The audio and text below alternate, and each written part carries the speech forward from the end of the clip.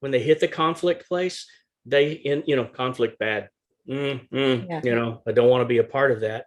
And so they depart the relationship rather than face and walk through the conflict.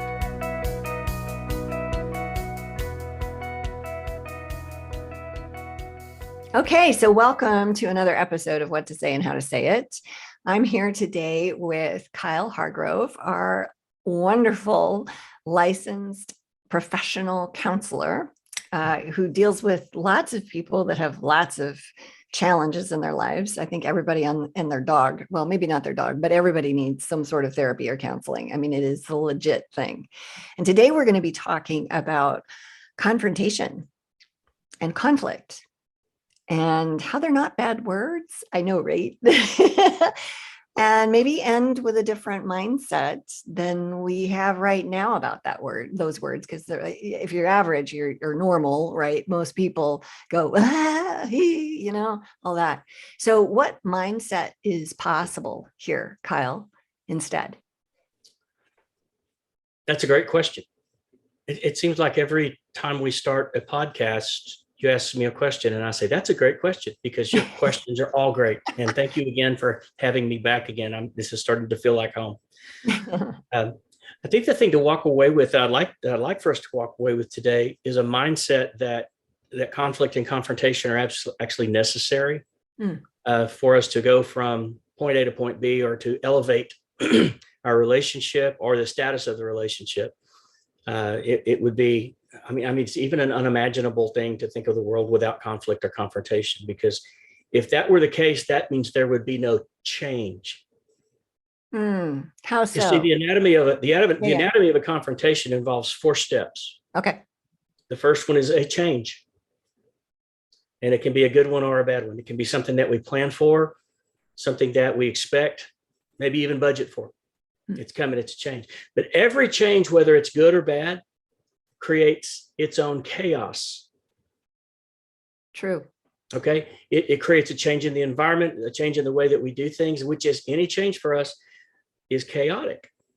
Okay. And it again does not have to be a bad thing. That chaos is sometimes just being able to adapt and be flexible and learn how to do things differently or with a different end in mind. Lots of different things. So the change happens, the chaos is the result.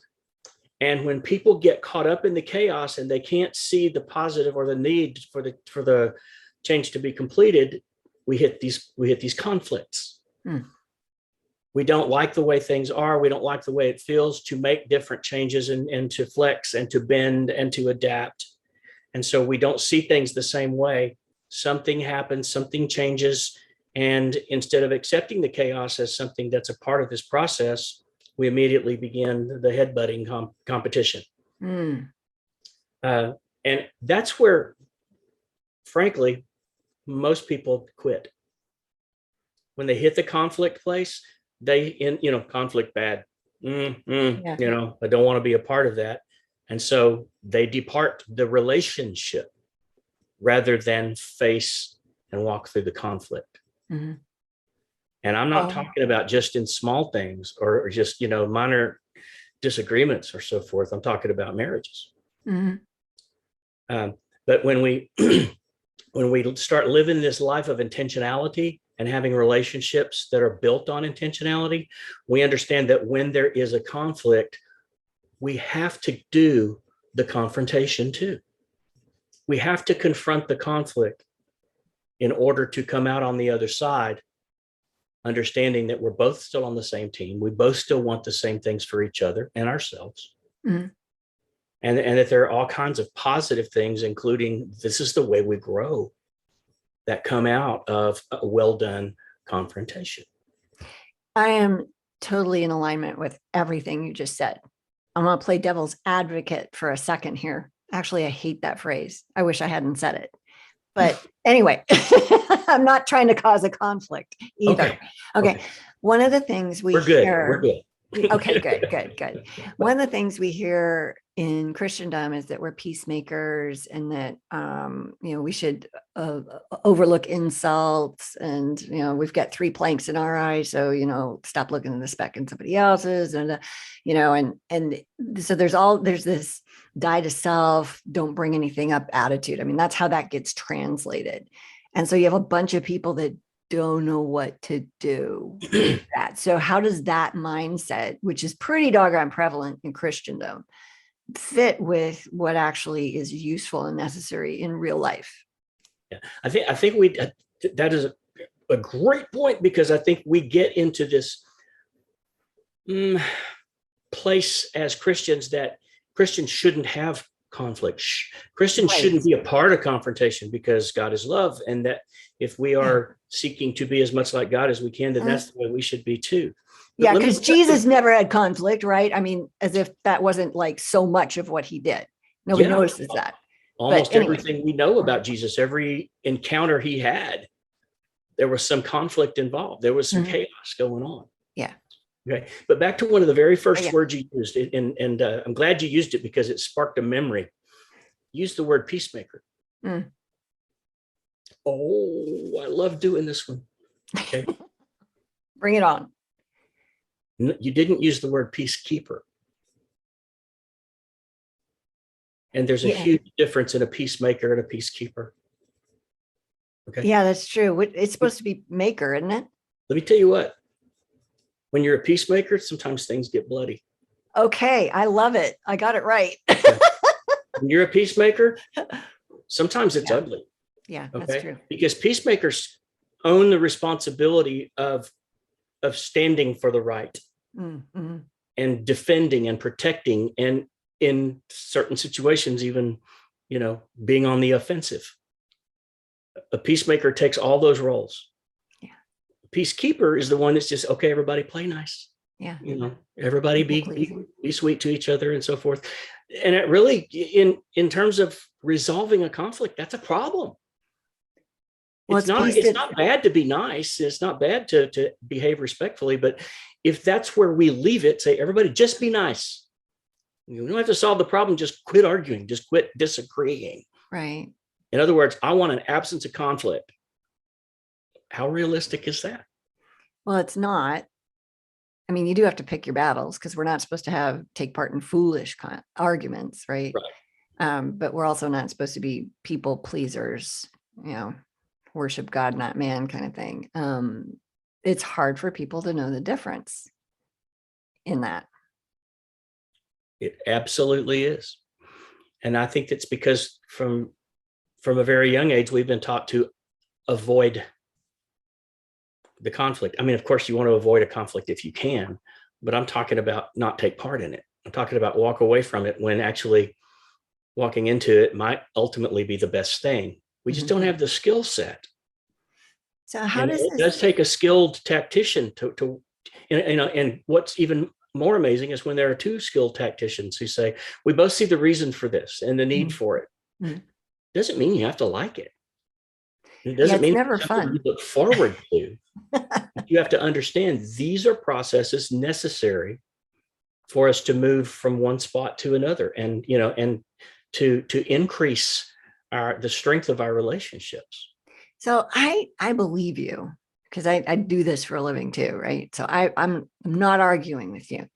How does that verse, Jesus told us to turn the other cheek, how does that fit with this stuff that I totally get it. We're supposed to let our yes be yes and our no be no, and people are going to get upset about that. And that doesn't mean that we change things. I mean, how does turning the other cheek fit into all that?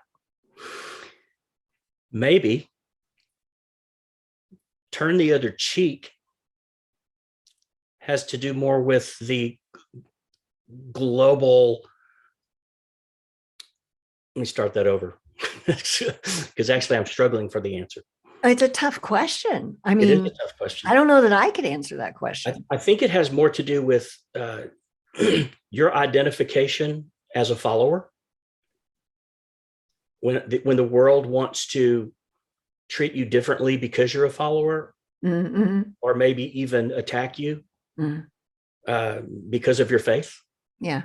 I think it, at least when I hear that thought or think about that scripture, that's what comes to mind. Mm-hmm. Also, I think it has to do with not being an aggressor. It's one thing, being assertive and being aggressive aren't the same thing. Mm-hmm. And being assertive is actually, if well done, a really good thing. Being aggressive rarely, if ever, works out well. Nobody walks away from someone who's aggressive feeling like they really got something accomplished. That's true. That's absolutely true. We taught our kids, don't throw the first punch, but defend yourself, or you'll get picked on the rest of your life. That's right. And then don't hurt them too badly. Right. And my daughter never got into any physical scraps with anybody, but the boys certainly had a few of those. Just a few. That was it. All it took. Well, other kids also will see when someone defends themselves that there's no point in picking on them. Yeah. True. It's not much fun if they fight back. Mm-hmm. Not to the bull. Did you tell your story about peacekeeper, peacemaker, or did I distract you? No, that was pretty much it. Okay. It's just a matter of understanding that being a peacemaker can be a dirty job. It's not rainbows and flowers.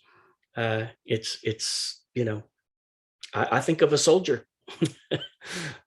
When I think of a peacemaker, someone who defends the right, the thing that I believe is right, which is democracy and freedom, and the people that make that up or make up that democracy. And if blood has to be shed in order to protect and to do the right thing, then it does.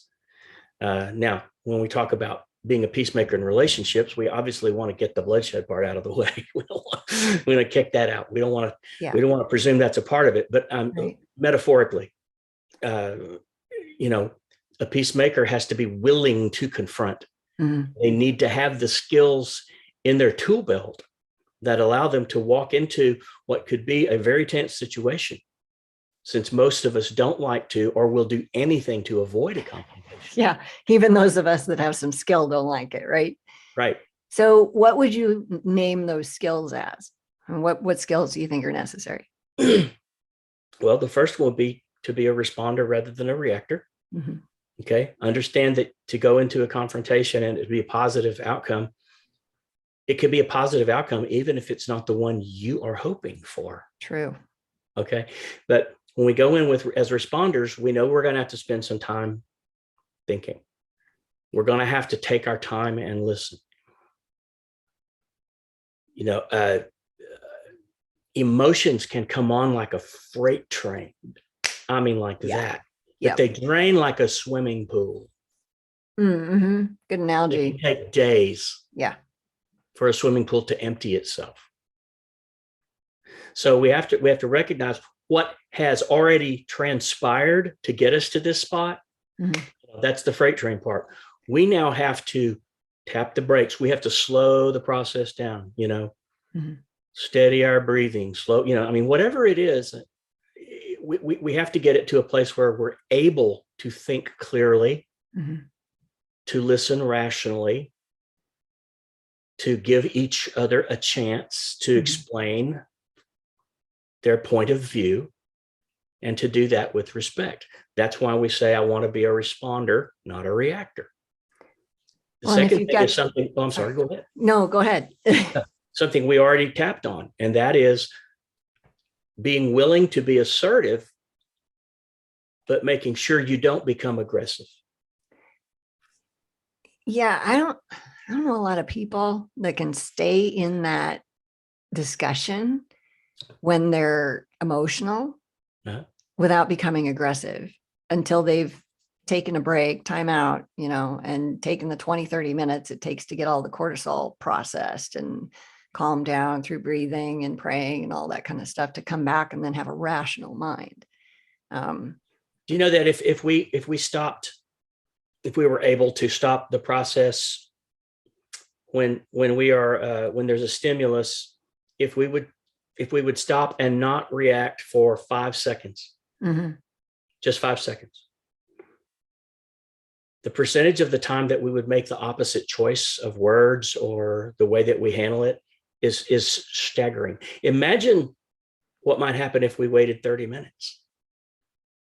If 5 seconds would change our response 50% of the time, what's going to happen if we spend 30 minutes allowing ourselves to come back to a place where we can interact on a level that is intended to leave everyone's dignity intact? Yeah, I love that. Through this process. Oh, that's beautiful right there. Leave everybody's dignity intact. And we act in undignified ways when we lose our stuff all over somebody else. I think God knows who I am inside of this thing. And so I can show up dignified, but I know what's really in here, and I can go work that really in here with him. That always goes way better than trying to work it with the human I'm upset with at the time. I think an unalienable right in the marriage relationship should be the right to defer. I think it's something that just should be a given. We all need the right to defer a conversation, a confrontation, with the expectation that the reason we're deferring is to collect ourselves. Yes. Not to go and gain more snowballs or rocks to throw. Okay. But just to bring our emotions down to a manageable level. We call that the pause on purpose. Yep. But the deferment needs to come with some parameters and some boundaries as well. It can't be just, we're going to defer and we'll get back together when I say we do. Right. If we're going to defer, we're going to put a cap on it, a maximum of 24 hours, and we're going to make an appointment. Yep. Okay. We're going to come back tomorrow at 5:00 and we're going to talk this through, or, and that needs to be the option of either individual, not just one and not just the other, but both should have the option of doing that. Now, I have had clients that say, okay, well, I'm going to defer for 24 hours. And then tomorrow I'm going to defer for 24 more hours. And, and it's classic. Well, they may need that, that says a lot. Yeah. And that's just trying to avoid that confrontation. So what do you do with the person that really struggles with the deferment? Like they feel rejected or abandoned, even if they know it's going to be tomorrow. I mean, you see couples chase each other. Well, one of them usually is the stonewaller and the other's the chaser around the house, out the door. And, how can that person who's in this wait for the other person to calm down and meanwhile getting themselves worked up, right? That happens half the time. What advice do you have for those guys? I remember learning to ski. Snow ski. And I remember the first 3 times, and it's a big deal to go from Texas to the mountains. Yeah, I was going to say, dude, I'm from Montana. I get this. If you get there and then you don't learn well, or it's not a positive experience, it's kind of like, wow, that was a lot of money and a lot of time. And, I remember after the third trip I went, and I could ski from one side of the slope hanging onto a tree and pick a tree on the other side. Oh. And make my way over there and grab it. And a man that I'd never seen or heard before, he saw me and he said, "You're really struggling, aren't you?" And I said, "Yes, I am." And probably just like that. And he said, "Can I give you a hint?" And he said, "Yeah." And he says, you're doing your snow plowing and you're doing the things you need to do. You need to point your skis down the hill. He says, those things are designed to work with a little speed behind you. If you don't go any faster than you're going right now, you're never going to get the benefit of what you already know how to do. Take the risk, point your skis downhill. And it was all over at that point. Nice. I said, okay. So I did it. And all of a sudden I started feeling my ability to turn myself and slow myself. And at that point, it was like I was hooked. I say that to say, this is how we work in not pushing people, in propping people up into a place where they're going to a place that's very frightening. It's terrifying. Their experience maybe has been awful in confrontations. So first we have to work our way to that place in the educational process. And we're going to do this in a way that works out well. Working out well doesn't always mean it works out the way you want it to or thought it would.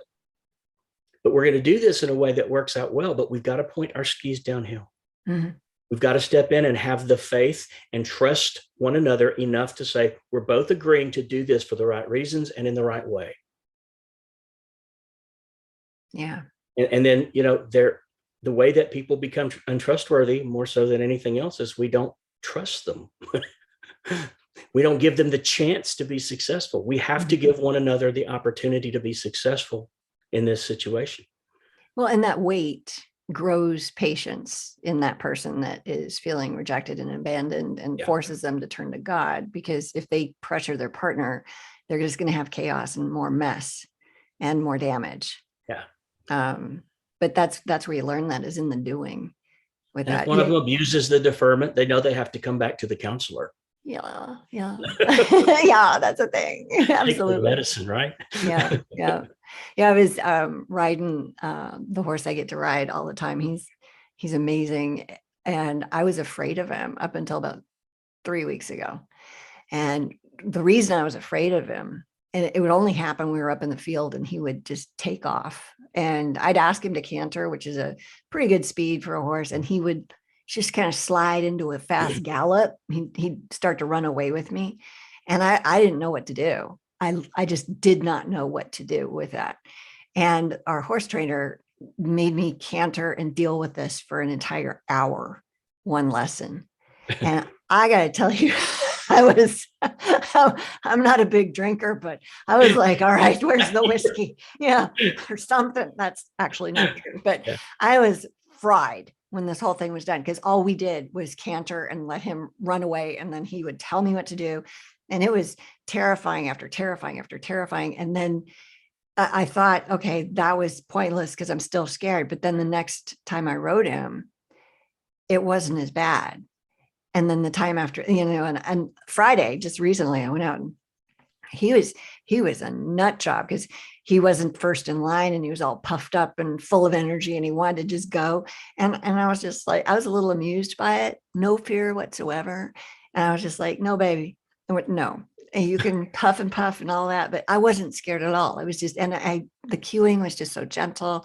I wasn't up in his face, and we level, but it was the whole practice and the whole, it was the horror of going through that with a coach and, with a therapist, probably, right? In your situation as couples, that's what they do. They need someone to help them learn these skills that they're terrified of. And it has to be a safe environment. That's the thing that's really key, is the environment has to be safe. I didn't trust that horse, but I trusted my trainer. Mm-hmm. So I did whatever he told me to do in that moment. And I think that's the problem. You were mentioning trust. When we're two people that don't know what we're doing in a conflict, then that's a huge issue, because there's no safety there. That needs to be created, and often with the help of somebody else. Well, and we used the concept of the peacemaker earlier, mm-hmm. And I said it. I imagine I see a soldier. But when I think of what, you asked me, what do we need to create so mm-hmm. that people are willing to do this? What environment? What are the promises? What are the expectations? So someone who is hesitant to move into a confrontation would be willing to do so. So I want to look at this as someone who's going to battle, but not as someone who is fighting against me, someone who is fighting for me. Yeah. With and for. That's, on the same side of the fence, in the same army. Yeah. Hard to get people to that place. It is. But again, without pointing the skis downhill, without taking the first steps, without mm-hmm. saying, I trust you. Mm-hmm. I believe in you.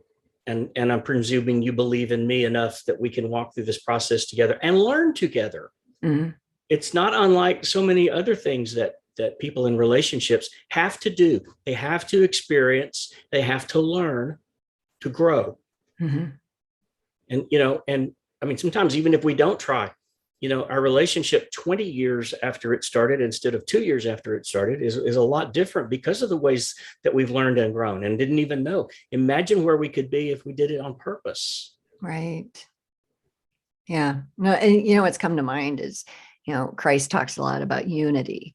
one with the Father, one with the Spirit, one with each other, as He is one with, and all of that. You don't get unity without difficult discussions, because we don't all just think the same way. That has to be worked through. And like you said, fought for. Exactly. Yeah. No doubt about it. The ultimate place, though, where everybody has to be headed is understanding that a conflict moving into a confrontation gets resolved. It ends in resolution. Mm-hmm. And armed conflicts don't usually end in resolution. They end in somebody eliminating the other.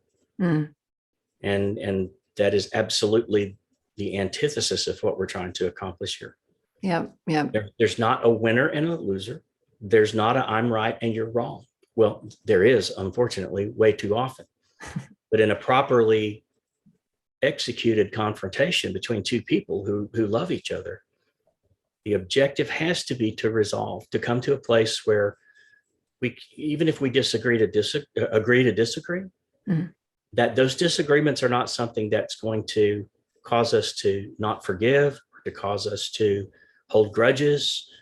We have to whittle that process down to a place where we can live with it and live with one another and know that we have given, in the give and take of the relationship, to know that everybody's given and we've come to a place somewhere close to the middle. It may not be exactly in the middle. Everything's not always perfectly fair, but to come to that place somewhere close to the middle where we can say, we have worked together to get here. Yeah. Let's yeah. do We're it. both people. Yes. Both people are winning and the relationship wins. And you do have to, set a few things down sometimes. Right. But if you can argue for your partner's point of view and help them win, if that can be part of the goal versus pitting against, that's a whole different mindset. It is. And if the concept is win, lose, or right, wrong, everybody loses. Yeah. Every time. Mm-hmm. And no wonder we don't want to go into a confrontation. Yeah. Well, and the thing I've noticed, negative. What's that? Because if it's the win, lose, right, wrong, it's always a negative outcome for everybody. I've noticed about myself that when I think I'm right and there's only one solution and it's mine, and the only reason I'm saying this is because this actually happens now and again. Believe it or not, no, I'm not that cool, but it does, right? I have to look at that and go, okay, that's messed up, man. There is something within me that's messed up, because if I can only see this one way of doing it, the next thing out of my head is going to be thinking less of the other people, blaming them, whatever it is. And I think that's a strategy the enemy uses, right? Yeah. To cause disunity. Because if he can get me thinking less than other people, and then they're going to pick up on that and then oh my gosh, let's start that cycle. That's stupid and pointless. But I've noticed this about myself, that when I think I'm right, I'm going to question that. And that doesn't mean that I'm not smart, and I might be right, but I might be right more if I open this up for other influences. And, that's the key part of being a leader, whether it's leading, influencing, however you want to use that, in a marriage or a family or in a business, because nobody wants to work for a boss who thinks they're right all the time and is the only one with the answers, right? Exactly. You got to involve people in solutions, and it has to work for them. Otherwise, people don't want to be part of that. Yeah. And a lot of people think, okay, if I'm going to put the effort into it, if we're going to do this intentionally, then I have to be really good at it all at once. It has to have a really good outcome immediately. Uh-huh. That's not ever the case. It's because that's either, the only way that happens is if everybody just lays down. Mm-hmm. We're not going to do it. I abhor confrontation so much. I'm just going to, you win. Both people are laying there going, no, you win. Yeah. Yeah. How lame and sick is that? I mean, for real. But what gets us to the place, I like the fact that you say sometimes you hear yourself and say, that's twisted. Yeah. That's not, where did I get to? How did I get to this place? Right. And that's what creates the opportunity for cognitive behavioral therapists like myself to say, Where's the lie? What's the Mhm. lie that you're believing? Mhm. Okay. The faulty thinking that's going on in your head is Mhm. leading you to behave in ways you don't even agree with. Oh, exactly. Like when I started Greater Impact, I was 100% sure I did not want to deal with the money end of it, the accounting and all that stuff for very long. So I did it for a hot second, then I hired somebody to do it. And the amazing thing about that is I've never felt badly about myself because I don't do that. It's Yeah. like, I know that's not in my wheelhouse. I don't care. I'm smart about other things. Here's where the problem is. I'm smart about other things. So when, when I'm doing the other things, sometimes, and I'm much better at this than I used to be, but there's been this expectation that I get it right all the time. Right. And there's been outward pressure towards me because Yeah. when you work with people and they're relying on you, they expect you to know what you're doing. And half the time, honestly, I don't or didn't. I know a lot more, but there's still spaces. I don't know what I'm doing. Right.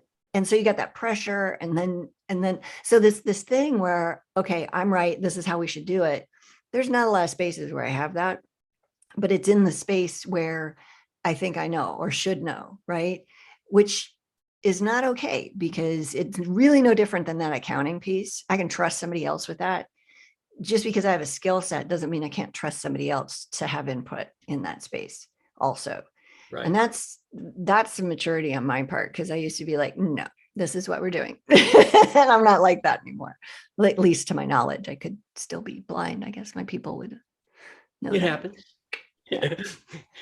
Yeah. And also don't be the person who, has to be asked, or has to be reminded the whole world can't be out of step. What do you mean? If you find yourself in this position over and over and over again, continuing to think you're right Oh, and everybody else is wrong, yet everyone else has a differing, right. opinion or observation of the situation, be humble enough to think, okay, I could, what they're Yeah. saying about me could be true. Mhm. Could Mhm. be true. Yeah, exactly. Yeah, that is definitely a thing. And that I like the word humble there in that space. Because that's what that requires. I don't always have that. And part of it's because it's like I don't have time for this. Like I thought this was settled. Really? Oh my gosh, what, this affects you and I should care about that. Okay, fine. Yeah, it's terrible. But that's indicative, again, that's a symptom of something's messed up inside of me if that's Yeah. going on. And what is it? And it's usually I'm too busy. Yeah. I get too much on my plate, or there's some stressful event there, so yeah, lots of opportunity to look within. And that's what a confrontation in a relationship needs to be about, Mm, for both individuals to look within themselves and then to look into that relationship as well, that account. Are we gaining in assets or are we draining the account? Because yeah. we won't be honest, and uh, we won't give. And it's not about giving up, like I said earlier, or laying Mhm. over. It's about finding a place in this relationship where we're not always going to be in Mhm. agreement. We're not always going to be thinking the same thing along the same lines or anticipating the same outcomes. Yeah. But we have to give, and you cannot give without humility. I didn't True. say you can't give up without humility, but you can't give without humility. Mhm. That's the kind of giving that's not looking for something in return other than the same level of trust and expectation on the other side of the table. Yeah. Yeah. I love that. And the most successful couples are the ones that really want their partner to have their dreams fulfilled. Yes. Yeah. And you have to be in that space to be able to make that happen. And I don't see many of them in therapy. Well, there's a reason for that. They don't need either one of us, honestly. It'd be nice though. It would be nice every now and again. Yeah. Yeah. Anyway, well, what do you want to leave our listeners with around this topic today? Fear not. Fear not. Don't. You know what? And if you want to get better at dealing with conflicts and the confrontations, great. Find somebody that can help you do that. Mhm. Find a good cognitive behavioral therapist, somebody who has a track record in working with couples and helping them learn to better communicate and look for create positive outcomes in their mind, and then work through the steps to actually achieve that. Don't be so afraid that you can't take the first step. It can be a daunting and a terrifying experience, especially based on some of our previous experiences. Mm-hmm. But it's going to take a little bit of courage. And for some people, it'll take a lot. Mm-hmm. But there's going to be some courage involved, no matter what your past has in it. And no matter how badly you want to get there, it takes a bit of courage to take that first step, to point the skis downhill and say, I know this is going to make speed and I could get hurt, but the outcome is worth it. Yep. No, that's good advice. I was just thinking the only way to control the gallop is to do the gallop and then control it, right? Same type thing. You gotta step into that fear. And you got to think like the horse. If I was a horse, I would gallop all the time. Yeah. I would. They love it. So if I'm thinking of that way, maybe I can be one with the horse. Well, that is actually kind of the goal, to be on the same team there, like you were talking about earlier. So, well, thanks for talking about this with us today. And if you guys want to pop over to our website, greaterimpact.org, you can grab our free ebook, 5 tools to stop walking on eggshells, which, if you can't stop doing that, you're not going to be able to manage conflict well. So begin there, and hopefully that'll give you some info and get some more help to you. Have a great day.